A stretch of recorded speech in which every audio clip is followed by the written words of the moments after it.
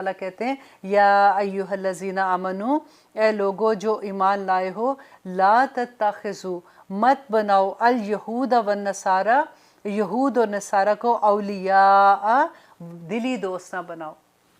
अब यहाँ पे ये देखिए, ये जो आयत हम पढ़ेंगे कि दिली दोस्त किसको कहते हैं, कि ऐसा नहीं है कि यहूद और नसारा से मिलना जुलना या उनसे उनकी मदद करना या उनको उनकी पार्टीज़ में जाना या उनको घरों में बुलाना मना है। अगर ये बात होती तो फिर तो हमने थोड़ी देर पहले पढ़ा था कि अल्लाह सुब्हानहू तआला ने कहा कि अहले किताब के साथ शादी करना जायज़ है। और फिर याद आपको नबी सल्लल्लाहु अलैहि वसल्लम की सीरा जब हम पढ़ते हैं कि जब वो फ़तह मक्का के बाद वापस आ रहे थे तो यहूद के घर में ही उन्होंने खाना खाया था ना, तो उनके दस्तरखान पे वो जो बकरी में जहर मिला दिया था, तो आखिर उन्होंने उनके साथ खाना भी खाया था। यहाँ पे जो अल्लाह सुब्हानहू तआला ये बात कर रहे हैं कि यहूद और नसारा से दिली दोस्ती ना करो, मीन्स कि उनको अपने राजदान ना बनाओ। और वजह क्या बताई कि बादुहुम औलिया बाद, कि वो आपस में एक दूसरे के दोस्त हैं मुसलमानों के अगेंस्ट, तुम्हारी दुश्मनी में वो आपस में एक दूसरे के साथ मिल जाते हैं। अब देखिए कि वहाँ का अगर इसके इसको समझने के लिए आप थोड़ा सा कल्चर आप देखें कि जब हम नबी सल्लल्लाहु अलैहि वसल्लम मदीना आते हैं तो उस वक़्त उनका क्या कल्चर था, और जब इस्लाम के वो पैगाम देते हैं तो उस वक़्त जो कुरैश में थे लोग, उनका मक्का के लोगों का क्या कल्चर था कि वहाँ पे कबीले हुआ करते थे,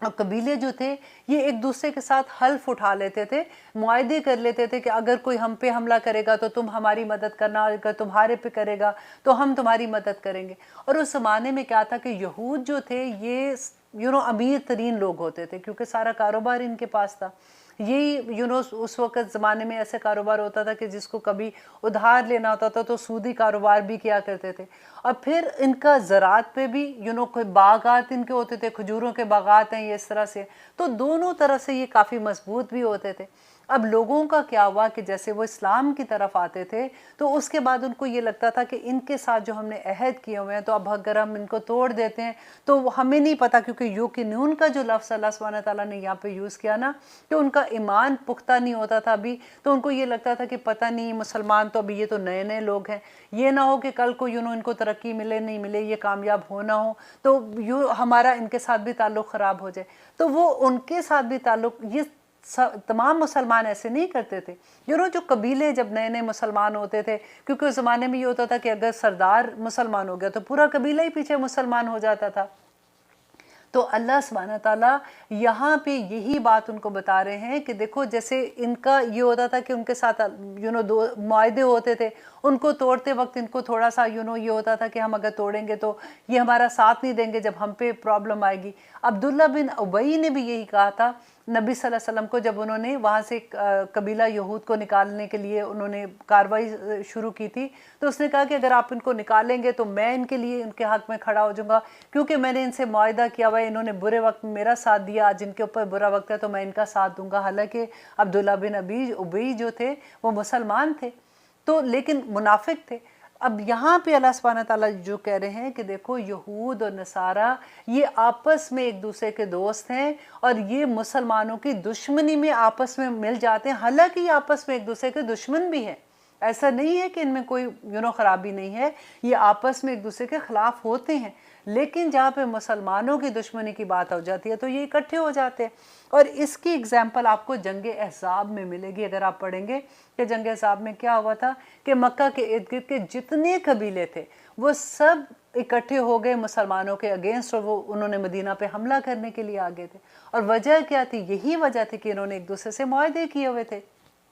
तो अल्लाह सुब्हानहू तआला मुसलमानों को यहाँ पे इसी बात से रोक रहे हैं कि देखो, इनके साथ तुम दिली दोस्ती ना करना, कि मीन्स के उनके साथ राजदारी वाली दोस्ती ना करना। और इंसान जो है वो वैसे भी अपने दोस्त के दीन पे होता है ना, कहते हैं इंसान अपने दोस्त से पहचाना जाता है, कि ऐसी दोस्ती ना करना कि तुम्हारे दीन को ही ख़राब कर। वमन यतवल्लाहुम मिनकुम, और जो कोई दोस्ती करेगा मिनकुम तुम में से, फ़इन्नहु मिनहुम, तो बेशक वो उन्हीं में से होगा। अब देखिए, जब हम ऐसी आयात पढ़ते हैं तो स्पेशली वो लोग जो अमेरिका में रहते हैं या ऐसे मुल्कों में रहते हैं जहाँ पे हमारा वास्ता सारा वक्त यहूद और नसारा से रहता है, और स्पेशली हमारे बच्चे जो स्कूल में जाते हैं, कॉलेजेस में जाते हैं, जॉब से जाते हैं, और हम में से भी लोग जो जॉब से जाते हैं, कि हमें किस लेवल पे आके रुक जाना है।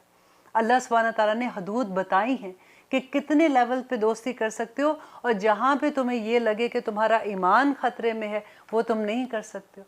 اب دیکھیے جب انسان کسی سے دوستی کرتا ہے نا، جب اپنے مذہب کا نہیں پتا ہوگا، ہمارے بچوں میں سے یوزلی آپ دیکھیے کہ ان کو کیونکہ اسلام کا نہیں ابھی پتا ہوتا، ہم کیا بات کرتے ہیں، ہمارا رونا بھی تو یہی ہوتا ہے نا کہ بچوں کو دین کی اس طرح سے، میں سب کی بات نہیں کر رہی ہوں، الحمدللہ بہت سے گھرانے ایسے ہیں کہ بچوں کو پوری طرح سے علم ہے، لیکن اکثریت لوگوں کی ایسی ہے کہ بچوں کو تو اپنے دین کا نہیں پتا۔ وہ جب ایسے لوگوں سے ملتے ہیں، ان سے دوستیاں زیادہ کرتے ہیں، ان کے گھروں میں آنا جانا ہوتا ہے، تو ان کو لگتا ہے کہ یہ لائف سٹائل از مچ بیٹر دین ماں تو سارا وقت یہ نہیں کرو، وہ نہیں کرو، ایسے نہیں کرو، تو یہ لوگوں کا زیادہ اچھا ہے۔ پھر وہ آ کے کویسچن بھی پوچھتے ہیں، اور جب وہ کویسچن آ کے پوچھتے ہیں، اگر ہمیں ہی علم نہیں ہوگا، کیونکہ ہمیں نہیں پتا ہوتا کہ اللہ سبحانہ تعالیٰ نے کیا فرمایا، نبی صلی اللہ علیہ وسلم کی حدیث کا ہمیں نہیں پتا ہوتا، ہم ان کو جواب نہیں دے سکتے۔ آج باہر رہتے ہوئے آپ دیکھیے ہمارے بچے جو کنفیوژن کا شکار ہیں، اس کی وجہ کیا ہے، آپ کو اچھے سے پتا ہوگا اس بات کا۔ تو اللہ سبحانہ تعالیٰ نے دیکھیں کہ اسی لیے میں کہتی ہوں کہ ماں کو اگر یہ پتا ہو جائے، سب سے پہلی ٹیچر تو ماں ہی ہوتی ہے نا۔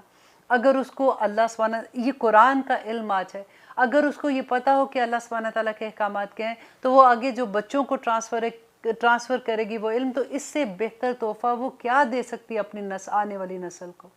اللہ سبحانہ تعالیٰ ہر ماں کو، میں تو آلویز یہ کہتی ہوں کہ اگر آپ کے پاس، وہی نبی صلی اللہ علیہ وسلم کی حدیث بھی مجھے یاد آتی ہے کہ اگر بیٹا اور بیٹی اور اگر اتنے پیسے ہیں صرف کہ ایک بچے کو پڑھا سکتے ہیں تو لڑکی کو پڑھاؤ، کیونکہ اس نے آگے نسل تیار کرنی ہے۔